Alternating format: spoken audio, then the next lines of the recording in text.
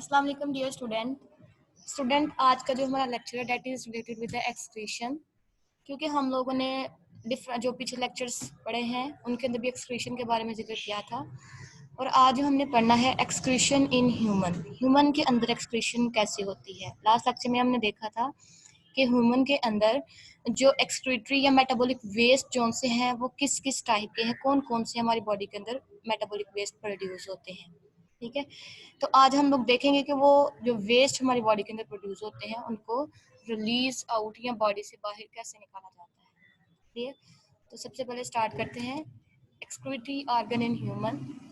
Student, एक misconcept है कि जो हमारी स्किन है, कहा जाता है ये एक एक्सक्रीटरी ऑर्गन है।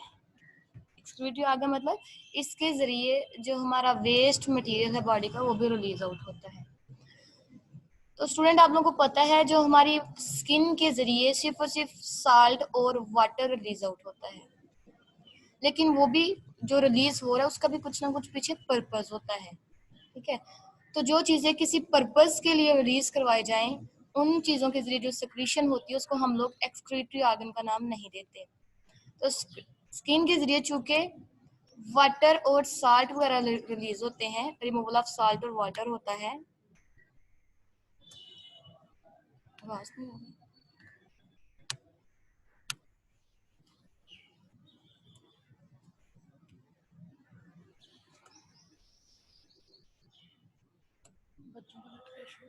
स्टूडेंट, मेरी आवाज आ रही है आप लोगों को? चले, तो कहते हैं स्किन के जरिए हमारा जो साल्ट और वाटर वगैरह रिलीज आउट होता है। उसके अलावा सीबम जो सा है सिबेशियस ग्लैंड से रिलीज होता है। सीबम क्या होता है? थोड़ी सी ऑयली सी सिक्रीशंस जो हमारी बॉडी से निकलती है, चिपचिपा स्किन के ऊपर हो जाता है ना, तो वो थोड़ा सा ऑयली सिक्रीशन हो जाती हैं, वो निकलती है हमारी। बिल्कुल भी नहीं आ रही। तो फिर इसको कैसे पता चला तुमने कहा? तो साल्ट वाटर और तो कुछ सीबम जो से है वो हमारी स्किन के जरिए रिलीज आउट बॉडी से बाहर निकाला जाता है। ठीक है, और उसको करवाने के लिए कोई ना कोई पीछे मकसद होता है कि वो क्यों रिलीज करवाया जाता है, और जो काम किसी मकसद के लिए करवाया जाए वो एक्स्ट्रा नहीं होता स्टूडेंट। ठीक है, तो उसको कहते हैं कि फिर क्यों रिलीज करवाया जाता है? For the protection of micro organism. Water और साल्ट को रिलीज करवाया जाता है, उसके भी हम लोग देखेंगे क्यों रिलीज करवाया जाता है, उसकी पर्पस क्या था। सीबम को क्यों रिलीज करवाया जाता है? ताकि हमारी बॉडी वगैरह के ऊपर जो माइक्रो ऑर्गेनिज्म है वो वगैरह अटैक ना कर सके। ठीक है, तो removal of waste and salt जोन सा है वो क्यों रिलीज करवाया जाता है? हमारी बॉडी के अंदर थर्मो रेगुलेशन करवाने के लिए। ठीक है, टेम्परेचर को बैलेंस करने के लिए बॉडी के अंदर, तो इसलिए फिर वाटर या साल्ट वगैरह को बॉडी से रिलीज आउट कराया जाता है। और चूंकि ये जो एक्सक्रीशन रिलीज करवाई जा रही है चीजें, ये किसी ना किसी पर्पस के लिए करवाई जा रही है, इसलिए हम लोग स्किन को फिर एक्सक्रीटरी ऑर्गन का नाम नहीं देते। क्लियर? क्योंकि एक्सक्रीटरी ऑर्गन वो ऑर्गन है जिनके जरिए हमारा वेस्ट जो मटेरियल है वो रिलीज आउट हो। तो स्किन के जरिए जैसे आप लोग देखते हो गर्मियों में अगर बाहर पानी की कमी हो या ड्राई कंडीशन है उसके बाद आपको स्वेटिंग होती है। क्यों होती है? क्योंकि आपकी बॉडी के अंदर टेम्परेचर को मेंटेन करना होता है।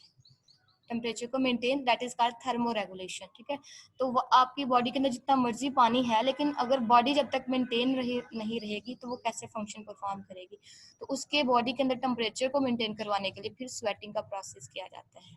Clear student? तो इसलिए हम लोग कहते हैं क्योंकि स्किन के जरिए जो removal of waste, removal of water या साल्ट वगैरह हो रहा है वो किसी ना किसी पर्पस के लिए हो रहा है, तो स्किन फिर as an excretory organ work नहीं करती।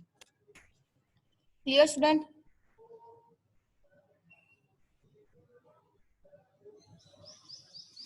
बच्चे जिनको आवाज नहीं आ रही वो थोड़ी अपनी पोजीशन चेंज करके देखें।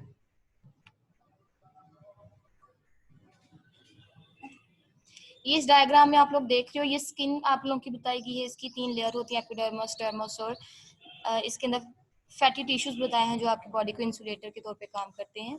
इसके अंदर कुछ ग्लैंड्स देखिए, स्वेट ग्लैंड है, इसके जरिए स्वेटिंग वगैरह होती है, सुडोरीफेरस ग्लैंड जिसको कहा जाता है। उसके बाद सिबेशियस ग्लैंड होते हैं जिनके जरिए क्या होती है, सीबम वगैरह ऑयली सेक्रेशन बॉडी से बाहर रिलीज करवा देते हैं, this is the outside of your body. Clear? तो नेक्स्ट देखें एक्चुअल ऑर्गन कौन से हैं जो ह्यूमंस के अंदर एक्सक्रीशन में मदद देते हैं। तो वो देखिए कौन कौन से हैं। कहा जाता है जो लीवर है और किडनी है, लीवर और किडनी जो से हैं, these are the primary structures for eliminating waste products. जो हमारी बॉडी के अंदर वेस्ट प्रोडक्ट होते हैं, इनके अंदर वो किसके जरिए या किन की वजह से एलिमिनेट होते हैं, बॉडी से रिमूव होते हैं। बेसिकली वो रिमूव होते किडनी की वजह से, लेकिन उसके साथ साथ लीवर जो है बहुत ज्यादा इंपॉर्टेंट रोल प्ले करता है। क्यों करता है? बेसिकली जो वेस्ट मटेरियल है वो किडनी के जरिए बाहर निकलना है बॉडी से, लेकिन उसके साथ साथ इसका हेल्पर जो है that is the liver. Liver क्या करता है? जो बहुत ज्यादा टॉक्सिक मटेरियल्स होते हैं उनको लेस टॉक्सिक मटेरियल में, ऐसे मटेरियल्स में चेंज करता है जिनके जरिए किडनी जो सी, जिसको किडनी बड़ी आसानी के साथ अपनी बॉडी से बाहर निकालने की कोशिश करती है। अगर बहुत ज्यादा टॉक्सिक मटेरियल हो जाएगा तो किडनी के लिए पॉसिबल नहीं होता कि उसको बाहर निकाल सके, ठीक है, जैसे अमोनिया वगैरह है। तो फिर क्या करता है लीवर? उसको लेस टॉक्सिक में चेंज करके फिर किडनी की तरफ भेजता है। फिर किडनी आगे क्या करती है? उसको रिलीज आउट करवा देती है। This is the actual structure, ठीक है। किडनी जो है वो एक्चुअल स्ट्रक्चर है फॉर द एलिमिनेशन, लेकिन उसके साथ साथ उसका जो हेल्पर है डेट इज द लीवर, ठीक है। असिस्टेंट जिसको कहते हैं आप लोग, वो लीवर है। यहाँ पे आप लोगों को लीवर की डायग्राम दिखाएगी और यहाँ पे आपको दिखाया गया है नेफ्रॉन वगैरह। Clear student? नेक्स्ट देखें, कहते हैं लीवर का रोल क्या है एक्सक्रीशन में, कि वो एक्सक्रीशन में कैसे मदद देता है। स्टूडेंट, कहा जाता है अगर लीवर ना होता तो हमारी बॉडी के अंदर होम्योस्टेसिस को मेंटेन करना पॉसिबल नहीं होता। क्यों? अगर लीवर नहीं होता तो हमारे toxic material less toxic material में चेंज ना होते, तो फिर क्या होता है? टॉक्सिक मटेरियल बॉडी के अंदर बहुत ज्यादा हो जाने थे, जिसकी वजह से जो हमारी बॉडी के जो वाटर वगैरह है, साल्ट कंसंट्रेशन या पीएच वगैरह जो भी है, वो सारी की सारी डिस्टर्ब हो जाती, जिसकी वजह से हमारे सेल जो से थे उनका भी होम्योस्टेसिस सारा का सारा डिस्टर्ब हो, तो उनका फंक्शन परफॉर्म नहीं कर सकते, इससे पूरी की पूरी बॉडी डिस्टर्ब हो जाती। तो इसलिए कहा जाता है जो लीवर है it is the central station of metabolism. Metabolism किसे कहते हैं? चीजों का टूटना या बनना, ठीक है। कैटाबॉलिज्म, एनाबॉलिज्म जिसको कहते हैं। तो चूंकि लीवर के अंदर बहुत ज्यादा मेटाबॉलिक रिएक्शंस हो रहे होते हैं, मेटाबॉलिक प्रोसेस हो रहे होते हैं, इसके अंदर चीजें टूट रही होती है, बन रही होती हैं, बहुत ज्यादा यहाँ पे काम होता है। So that it is called the central station of metabolism.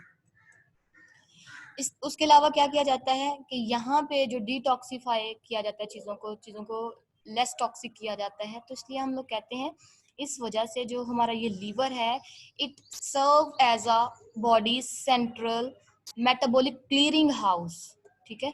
हमारी बॉडी को साफ करने वाला ये एक हाउस है। बॉडी के अंदर ऐसा आएगा ना जो हमारी बॉडी को साफ रखता है, हमारी बॉडी के अंदर टॉक्सिक मटेरियल्स को ज्यादा नहीं होने देता, उनको डिटॉक्सिफाई कर देता है। क्लियर? पहली बात कि इनके अंदर बहुत ज्यादा मेटाबॉलिक प्रोसेस हो रहे होते हैं। दूसरा, ये चीजों को क्लियर कर रहा होता है, बॉडी के जो हमारी साफ कर रहा होता है, डिटॉक्सिफाई करके।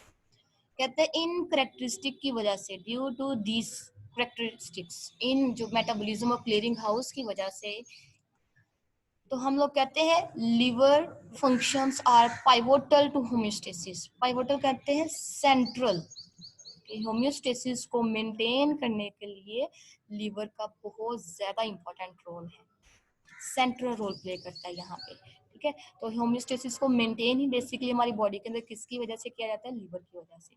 लीवर टॉक्सिक मटेरियल को लेस टॉक्सिक मटेरियल में चेंज करता है, so it maintain the homeostasis with in the body of an organism. देखिए आगे फिर क्या करता है लीवर जब उन चीजों को डिटॉक्सिफाई कर देता है? Support the excretory role of the kidney.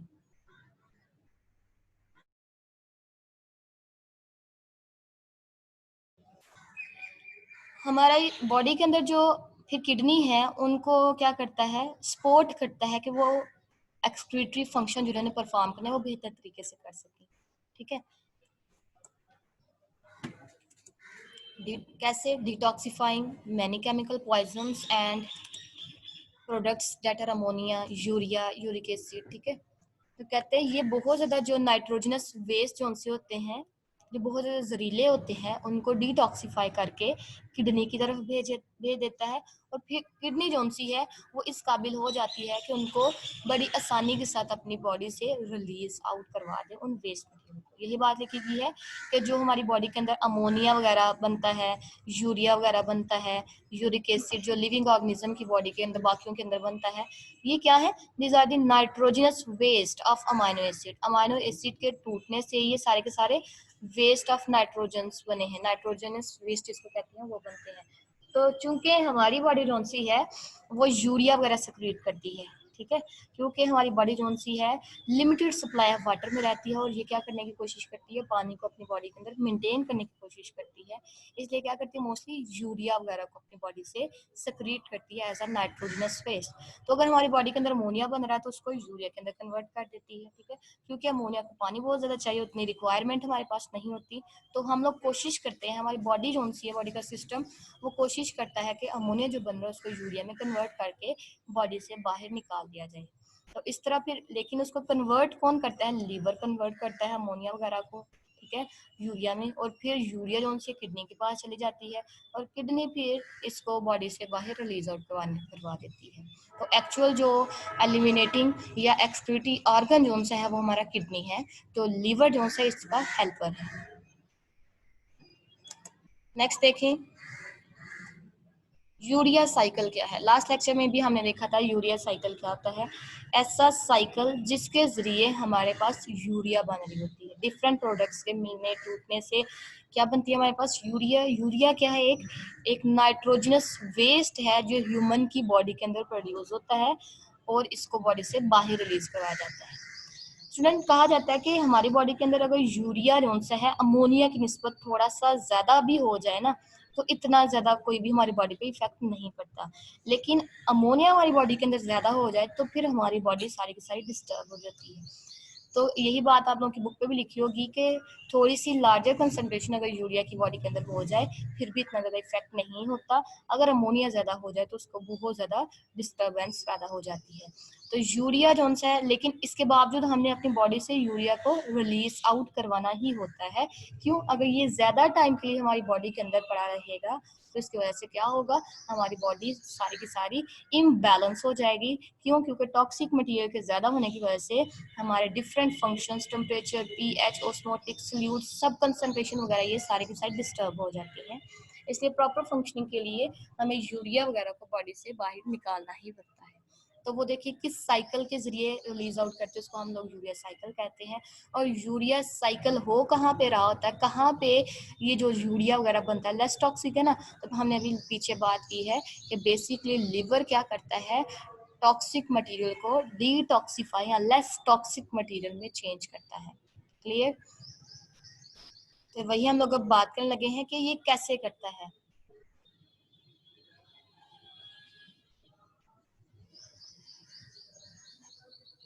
देखिए जरा, कहते हैं बहुत ज्यादा जो बॉडी के अंदर हमारे नाइट्रोजनस वेस्ट प्रोड्यूस होते हैं, ठीक है, उसके बाद उनमें से जो बेसिक या प्रिंसिपल वेस्ट है जो ह्यूमंस के अंदर बेसिकली प्रोड्यूस होता है, दैट इज द यूरिया। हमने लास्ट लेक्चर्स में भी डिस्कस किया था। अमोनिया जो है वो एक्वेटिक एनिमल के अंदर as a nitrogenous waste produce होता है। यूरिया जो है उन एनिमल्स के अंदर प्रोड्यूस होता है जो लैंड वगैरह पर रहते हैं और उनके पास मॉडरेट सप्लाई होती है वाटर की, वो अपने फंक्शन परफॉर्म कर सके। और यूरिक एसिड उन ऑर्गेनिज्म के अंदर प्रोड्यूस होता है जहाँ पे शॉर्टेज ऑफ सप्लाई होती है, ठीक है, वो ज्यादा से ज्यादा पानी को कंजर्व करने की कोशिश करते हैं, इसलिए वो क्या करते हैं? यूरिक एसिड प्रोड्यूस करते हैं अपनी बॉडी से। तो यही बात ये है कि जो यूरिया है वो हमारी बॉडी के अंदर प्रोड्यूस होता है एज एन एक्सक्रीटरी प्रोडक्ट, और ये प्रिंसिपल एक्सक्रीटरी प्रोडक्ट है, ठीक है, बेसिक जो ज्यादा जिसको बॉडी से रिलीज करवाया जाता है। और ये बनता क्या पे है? लिवर फॉर्म, इसको लिवर बनाता है या कन्वर्ट करता है, वेस्ट नाइट्रोजन जो सा उसको यूरिया के अंदर कन्वर्ट कर देता है। ये साइकिल आप लोगों ने लास्ट लेक्चर्स में भी देखा था कि ये कैसे होता है, इसकी आज हम लोग एक्सप्लेनेशन भी देखेंगे। कहते हैं जो मेटाबॉलिक पाथवे होता है, मेटाबॉलिक रिएक्शन और मेटाबॉलिक पाथवे में स्टूडेंट क्या डिफरेंस? पाथवे जो है कंसिस्ट ऑफ मेनी स्टेप्स। ये देखिए ये सारा का सारा पाथवे है ना, ये देखिए सारा का सारा एक पाथवे चल रहा है, तो इसमें डिफरेंट स्टेप्स इन्वॉल्व हो रहे हैं। तो ऐसा प्रोसेस जिसके अंदर बहुत ज़्यादा स्टेप्स इन्वॉल्व होते हैं उसको हम लोग पाथवे का नाम देते हैं, और रिएक्शन जो सिंगल स्टेप पे मुश्तमिल होता है उसको हम लोग मेटाबॉलिक रिएक्शन का नाम देते हैं। तो कहते हैं जो यूरिया साइकिल है ये सिंगल स्टेप में नहीं बनता, it consist of many steps. ठीक है, मेटाबॉलिक एक पाथवे है जिसके अंदर हम लोग यूरिया की प्रोडक्शन करते हैं और फिर इस साइकिल को हम लोग को यूरिया साइकिल का नाम देते हैं। ठीक है, देखें ऑर्निथीन वगैरह था, उससे सिट्रोलिन बना, आर्जिनोसक्सिनेट, फिर आर्जिनिन, और फिर दोबारा से यूरिया और ऑर्निथीन बना दिया गया। ये आगे हम लोग देखते हैं। ये देखिए यहाँ पे ये जो साइकिल आपको दिखाया गया है स्टूडेंट, ये नीचे से स्टार्ट किया गया और इसने ऊपर तक जाना है। ये देखिए, ये ऑर्निथीन से सिट्रोलिन आगे, ये देखिए सारा ये सारा चल रहा है। तो साइड पे आप लोगों को यहाँ पे इंजाइम्स मेंशन किए हुए हैं। ठीक है, यहाँ पे देखें आप इजीली, आप लोगों ने लास्ट लेक्चर में कहा था कि इंजाइम्स आप लोगों को क्लियर नजर नहीं आ रहे, तो यहाँ पे देखें आपको इंजाइम्स भी आज नजर आ जाएंगे। ओके, चले, यूरिया साइकिल जो कि लीवर के अंदर हो रहा है, कैसे होता है, कैसे यूरिया को प्रोड्यूस किया जाता है। कहते हैं पूरे साइकिल को करवाने के लिए हमें कौन कौन सी चीज़ों की जरूरत पड़ती है। तो अमोनिया के मॉलिक्यूल्स हमें चाहिए होते हैं, और एक जो कार्बन डाइऑक्साइड का मॉलिक्यूल हमें चाहिए होता है, ये हमारे पास हो, और साथ में एंजाइम हो तो यूरिया, इनको यूरिया के अंदर चेंज कर दिया जाता है।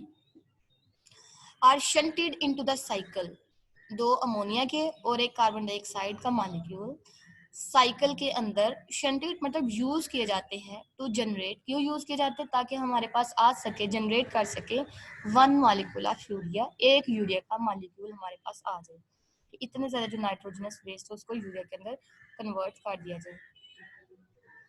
वन मॉलिक्यूल जो है अमोनिया का, सबसे पहले वो कंबाइन करता है with carbon dioxide, carbon dioxide के साथ मिलता है, एंड ऑलरेडी प्रिकर्सर फ्रॉम, और ना सिर्फ उस टाइम अमोनिया और कार्बन मिल रहे होते बल्कि उसको बनाने के लिए जो बहुत ज्यादा इंपॉर्टेंट कंपाउंड है प्रिकर्सर के तौर पे जो यूज करे यूरिया को बनाने के लिए, प्रिकर्सर कहते हैं जो जिससे फर्दर न्यू चीज बन सके। ठीक है, प्रिकर्सर। तो यूरिया को बनाने के लिए जो पहले से मौजूद कंपाउंड होगा वो कौन सा है? प्रीवियस साइकिल से हमारे पास एक कंपाउंड था, that is called the ornithine. Ornithine पहले ही जो लास्ट जो साइकिल हुआ है उसमें हमारे पास ऑर्निथीन बना हुआ होता है। तो ornithine is a precursor. Ornithine क्या है? फिर वो एक प्रिकर्सर है जो किसके लिए यूज किया जाता है? यूरिया को बनाने के लिए। ऑर्निथीन के साथ आके एक अमोनिया और दो कार्बन डाइऑक्साइड के मॉलिक्यूल्स आके अटैच होते हैं। ठीक है, और वो क्या कन्वर्ट कर देते हैं इसको, वन ऑर्निथीन को, वन अमोनिया को और कार्बन डाइऑक्साइड को चेंज कर देते, तीनों को मिला के एक कंपाउंड बनता है, that is called the citrulline. ठीक है, तो इसके लिए जो हमें एंजाइम चाहिए होगा that is called the ornithine transcarbamylase. ठीक है, यहाँ पे देखिए सबसे पहले ये वाला ऑर्निथीन ट्रांस कार्बोमाइलेज है। ठीक है, तो ये हमें सबसे पहले चाहिए। ये जो सा प्रोसेस है ये उसको बताया गया है ऑर्निथीन वगैरह के साथ जो फर्दर फॉस्फेट वगैरह अटैच करते हैं।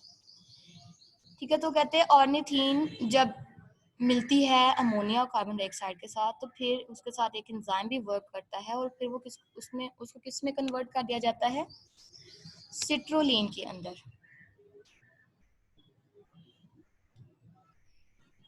यहाँ पे देखिए ना, ऑर्निथीन है, ये सिट्रोलिन बन गया, यहाँ पे एंजाइम लिखा हुआ और ये देखिए एंजाइम यहाँ पे शो किया गया। ठीक है, फिर क्या होता है? सिट्रोलिन बन जाता है, फिर सिट्रोलिन से नेक्स्ट क्या होता है? यहाँ पे दोबारा से एक अमोनिया का जो है मॉलिक्यूल उसको ऐड किया जाता है और फिर वो जो है सिट्रोलिन प्लस अमोनिया किस में चेंज हो जाते हैं? आर्जिनिन में चेंज हो जाते हैं। ठीक है, ये किस में चेंज हो जाते हैं? आर्जिनिन में। आर्जिनिन फिर क्या है? सेकंड पे बनने वाला है।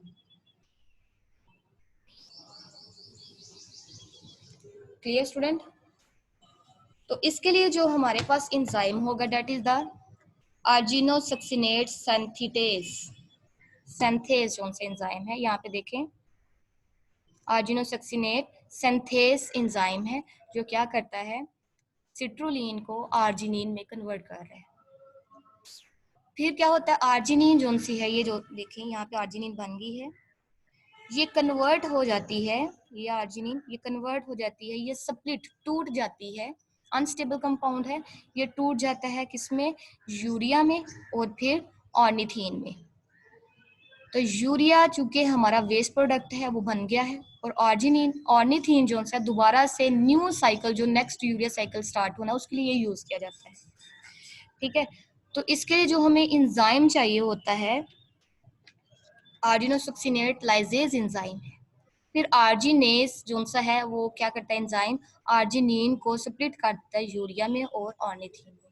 क्लियर, तो इस तरह हमारे पास यूरिया बन जाता है और साथ में उसका प्रीकर्सर बन जाता है, यूरियन precursor that is the ornithine for next cycle. क्या हुआ है, ऑर्निथीन जो से उसके साथ एक कार्बन का डाइऑक्साइड का मॉलिक्यूल और एक अमोनिया का मॉलिक्यूल अटैच हुआ है, वहाँ पे इंजाइम ने वर्क किया है और सिट्रुलिन में इसको चेंज कर दिया है। फिर सिट्रुलिन जो सा है वो कन्वर्ट हो गया है आर्जिनिन में, दैट इज इससे पहले भी एक इंटरमीडिएट कंपाउंड वगैरह बनते हैं। ठीक है, फिर आर्जिनिन जो सा क्योंकि सिट्रुलिन के साथ एक और अमोनिया का जो ग्रुप है वो अटैच होता है और फिर आर्जिनिन हमारे पास आ जाता है।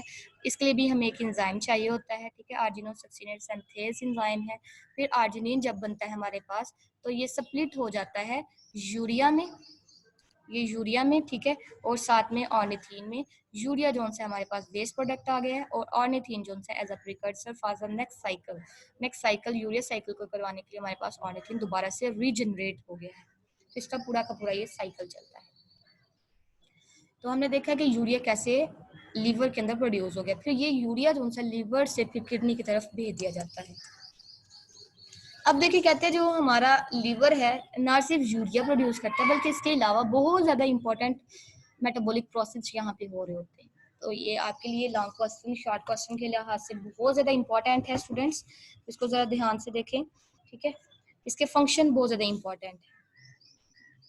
कहते हैं major homeostatic functions of the liver, कि लिवर का हमने रोल देखना है, ये कैसे होम्योस्टेसिस को मेंटेन करने में अपना रोल प्ले करता है, इसका फंक्शन क्या है होम्योस्टेसिस के अंदर। तो देखिए एक साइड पे इसके फंक्शंस हैं और दूसरे साइड पे इसके इफेक्ट्स हैं होम्योस्टेसिस पे, हम लोग देखते हैं। कहते हैं साइंथेसिस, सबसे पहले ये चीजों को अपनी बॉडी इस लीवर के अंदर चीजें बनती हैं। कौन कौन सी चीजें बनती है, जैसे नाइट्रोजनस वेस्ट वगैरह बनते हैं।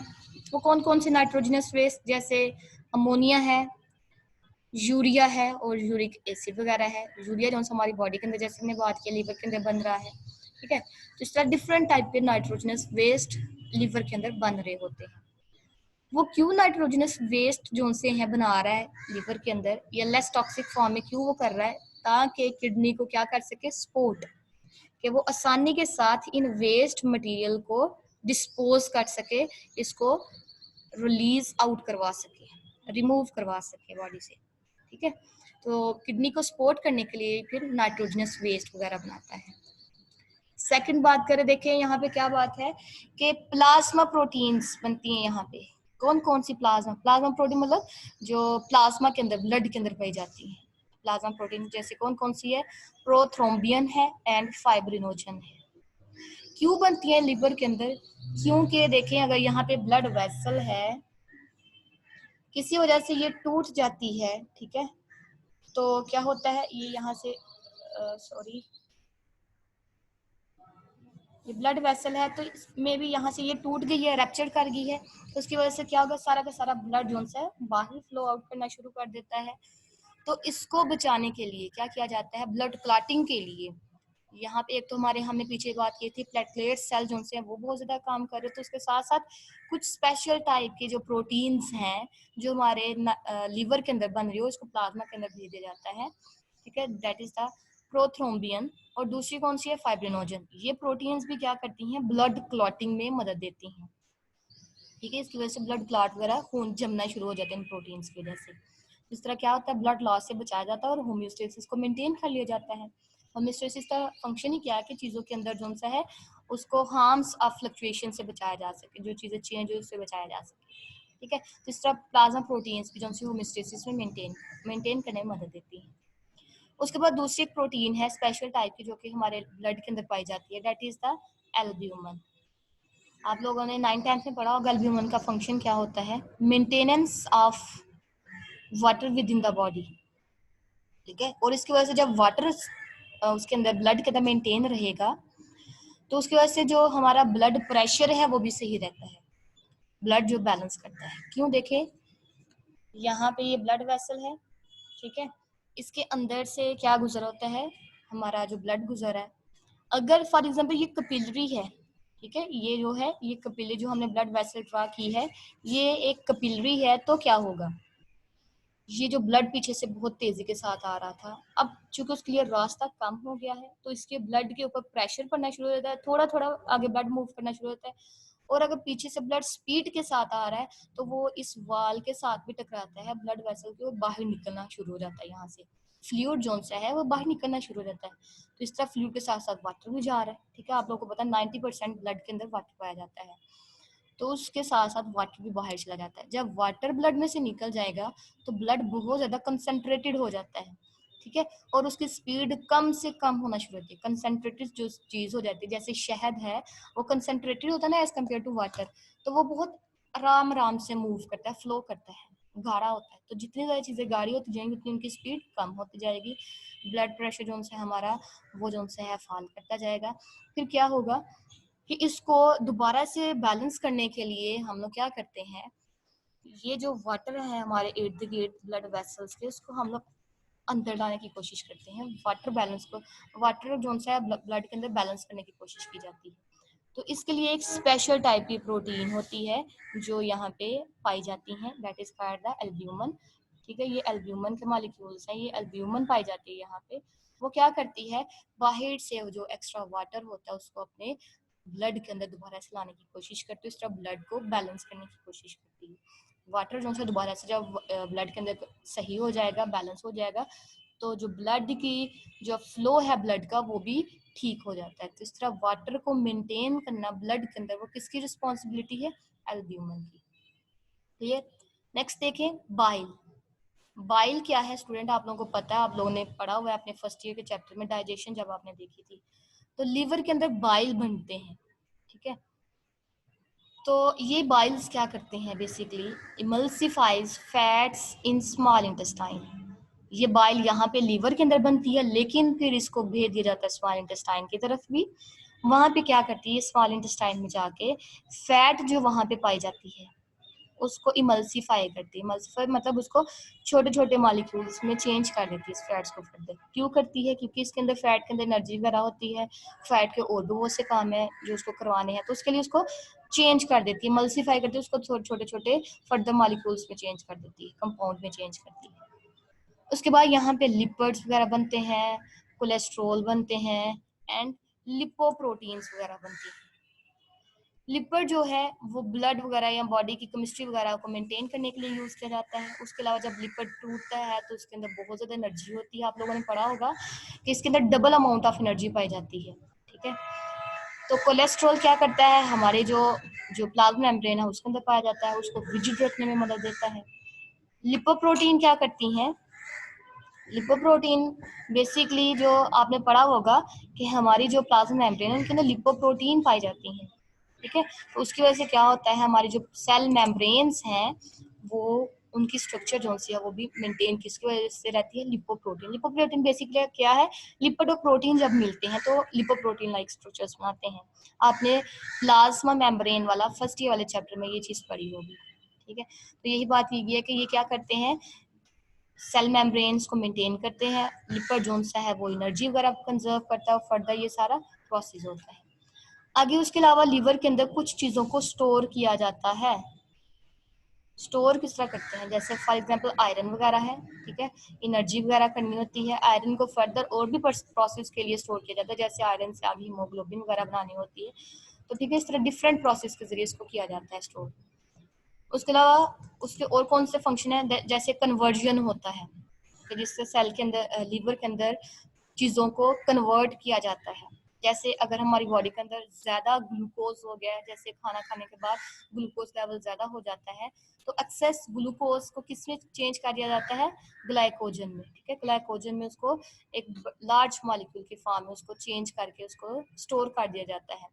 उसके अलावा लैक्टिक एसिड जो सा है उसको भी फिर क्या कर दिया जाता है, ग्लाइकोजन में। लैक्टिक एसिड आप लोग आगे अपने नेक्स्ट लेक्चर्स में पढ़ोगे। लैक्टिक एसिड क्या होता है, ये एनएरोबिक रेस्पिरेशन की वजह से ये कंपाउंड बनता है, ठीक है, जब ऑक्सीजन वगैरह ना हो। तो लैक्टिक एसिड अगर हमारे मसल सेल्स के अंदर पड़ा रहे तो उसकी वजह से क्या होता है, मसल फटीग, जिसको आप लोग खलियां बोलते हैं, वो हो जाती हैं।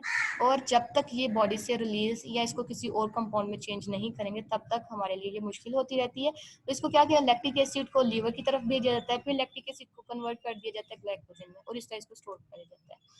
फिर क्या होता है, जब हमें ग्लूकोज वगैरह, पहले तो हम लोग बात करते हैं जब एक्स्ट्रा ग्लूकोज होता है, लेकिन अगर हमारी बॉडी के अंदर ग्लूकोज लेवल कम हो गया, हमें ग्लूकोज चाहिए, तो हम क्या करते हैं, जो हमने स्टोर करके ग्लूकोज लीवर के अंदर रखा हुआ था उसको क्या करते हैं, ग्लूकोज में चेंज कर देते हैं। ग्लाइकोजन जो सा था वो स्टोर फॉर्म थी ग्लूकोज की, फिर ग्लाइकोजन को हम लोग चेंज कर देते हैं ग्लूकोज में और हमारे पास जो ग्लूकोज का लेवल दोबारा से सेल के अंदर मेंटेन होना शुरू हो जाता है।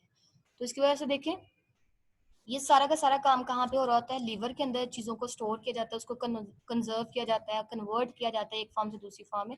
क्यों किया जाता है, ताकि जो एनर्जी है उसको क्या किया जाए, स्टोर किया जाए, उसको बॉडी से बाहर ना निकल जाए। अगर एक्स्ट्रा होती है, अगर इसको स्टोर नहीं किया जाता ग्लूकोज को, तो ये बॉडी से बाहर चली जाती।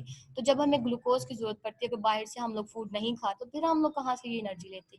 इसलिए कहा जाता है इस जो एनर्जी को हम लोग स्टोर करते हैं इन द लीवर और फिर वक्त आने पर इसको यूज कर लेते हैं। वक्त आने पर मतलब जब हमें फूड वगैरह नहीं मिल रहा तो हमारी बॉडी को एनर्जी की जरूरत होती है, तब हम लोग क्या करते हैं, ग्लाइकोजन जो लीवर के अंदर स्टोर है उसको ग्लूकोज में चेंज करते हैं, फिर अपनी डिफरेंट एक्टिविटीज करवाने के लिए इसको यूज कर लेते हैं।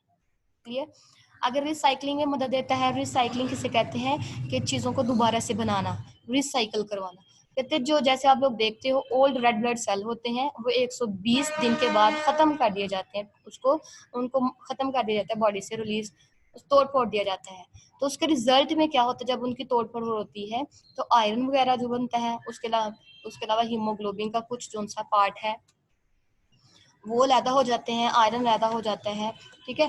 तो उसकी वजह से फिर क्या करता है, ये जो आयरन या हीमोग्लोबिन के पार्ट जो एक दूसरे से सेपरेट हुए हैं, इनको दोबारा से रीज्वाइन किया जाता है, दोबारा से इकट्ठा करके दोबारा से न्यू रेड ब्लड सेल बनाए जाते हैं। वो क्यों बनाए जाते हैं, क्योंकि पुराने जो उनसे अपना काम सही तरीके से नहीं थे कर रहे, जो न्यू बनाए गए हैं वो अपना काम सही तरीके से करेंगे। तो इसलिए क्या किया जाता है, ओल्ड को न्यू में चेंज कर दिया जाता है, पहले उनकी ब्रेक डाउन करके फिर न्यू चीजें बनाई जाती हैं पुरानी वाली चीजों से। तो दैट इज कॉल्ड रिसाइकलिंग। तो वो प्रोसेस चलता जा रहा है। तो ये न्यू सेल क्यों बनाए हैं, ऑक्सीजनेशन ऑफ टिश्यूज। ऑक्सीजनेशन मतलब ऑक्सीजन जो है टिश्यूज तक बड़े अच्छे तरीके से पहुंच सके। जब न्यू रेड ब्लड सेल होंगे वो अपना फंक्शन अच्छे तरीके से परफॉर्म करेंगे। ओके, नेक्स्ट है डिटॉक्सिफिकेशन, के चीजों को कम, उनका जहरीलापन कम करना, ठीक है, लेस टॉक्सिक बनाना। तो बहुत ज्यादा हमारी बॉडी के अंदर जो ड्रग्स वगैरह होते हैं या पेस्टिसाइड जो हम लोग इनहेल कर जाते हैं, या मतलब कोई भी अपनी फूड के जरिए कोई भी चीज अपनी बॉडी के अंदर ले जाते हैं जैसे, ठीक है, तो जैसे मैनी हार्मफुल केमिकल्स हैं जो फूड के जरिए फूड के अंदर पाए जाते हैं, या पेस्टिसाइड्स हैं उनके अंदर पाए जाते हैं, या ड्रग्स वगैरह जो मेडिसिन या किसी और चीज के जरिए आप लोग अपनी बॉडी के अंदर लेके जा रहे हो, ये बहुत ज्यादा हमारे लिए पॉइजनस साबित हो सकते हैं, टॉक्सिक हो सकते हैं। तो उनको क्या किया जाता है, अगर वो वैसे बॉडी के अंदर रहते हैं तो हमारे लिए मुश्किल होती। तो लीवर क्या करता है, इन हार्मफुल केमिकल्स को, पेस्टिसाइड ड्रग वगैरह को क्या कर देता है, लेस टॉक्सिक मटेरियल में चेंज करता है। हम अपने लास्ट स्टार्ट वाले लेक्चर में ही ये बात की थी, लीवर क्या करता है, चीजों को कम, उनका जहरीलापन कम कर देता है, लेस टॉक्सिक करता है। ठीक है, तो वो क्यों करता है, ताकि हमारी जो किडनी है उसको मदद मिल सके कि वो जो उनसे है लेस टॉक्सिक मटेरियल को इजीली रिलीज आउट कर सके। अगर ये बहुत ज्यादा टॉक्सिक होते तो किडनी जो है वो अपना फंक्शन परफॉर्म नहीं करती, क्योंकि ये भी लिमिट तक जो उनसे टॉक्सिक मटेरियल को अपनी रिलीज आउट करवा सकती है। अगर ज्यादा टॉक्सिक मटेरियल हो जाए तो फिर ये रिलीज आउट नहीं करवा सकती। तो इसलिए उसको मदद करने के लिए जो हमारा लीवर है वो बहुत ज़्यादा फंक्शन परफॉर्म करता है, अपना बहुत ज़्यादा इंपॉर्टेंट रोल प्ले करता है चीज़ों को लेस टॉक्सिक बनाने के लिए। तो सबसे ज़्यादा इंपॉर्टेंट असिस्टेंट हमारी किडनी का या रिमूवल ऑफ वेस्ट मटेरियल को कौन करवाने में मदद देता है, दैट इज़ द लीवर। तो ये कुछ थे लीवर के फंक्शंस जो हमने आज स्टडी किए हैं, और ये आपके एग्जामिनेशन पॉइंट ऑफ व्यू से बहुत ज़्यादा इंपॉर्टेंट है।